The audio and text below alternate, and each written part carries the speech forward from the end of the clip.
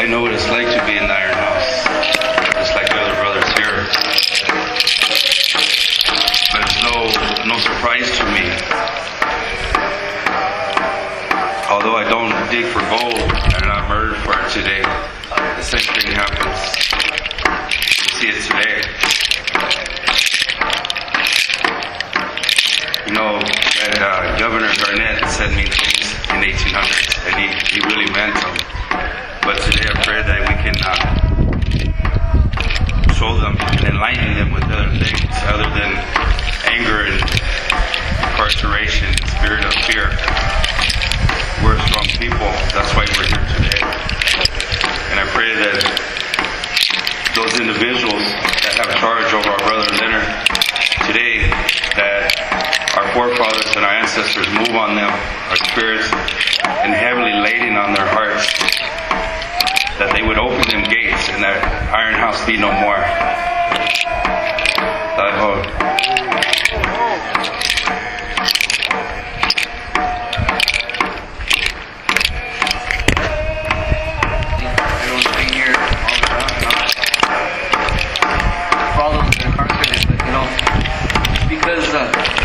We're not in a physical prison doesn't mean that some of us around here are incarcerated by our own minds. How we hold ourselves back, how we allow some powers to hold ourselves back.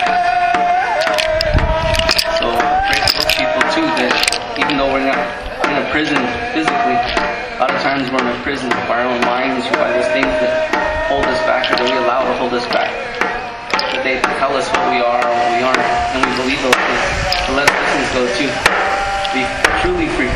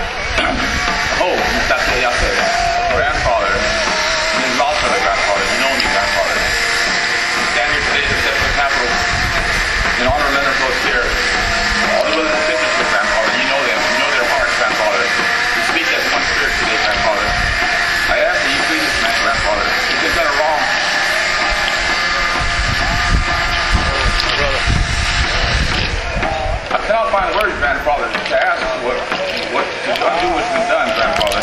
Today is not my day. It's not anyone here's day, Grandfather. Today is a day for all Indian people and all Americans. Today, Grandfather, to be done right. I ask, Grandfather, that you show these people that ask the state of California to let us. I'd like to give a real big thank you to all the organizers who've been organizing their whole lives. It gives a lot of us youth inspiration to carry on throughout their whole entire life, to give back to their youth so we can keep on continuing the legacy that our forefathers have given us.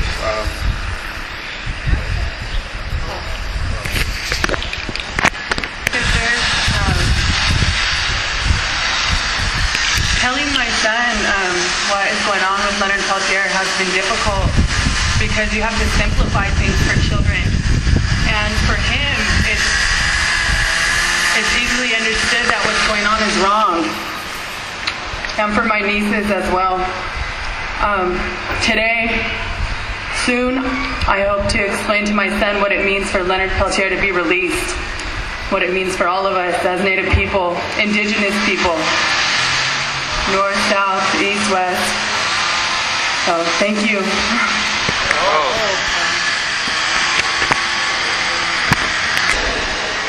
I'm happy and proud to be here today. Free Leonard.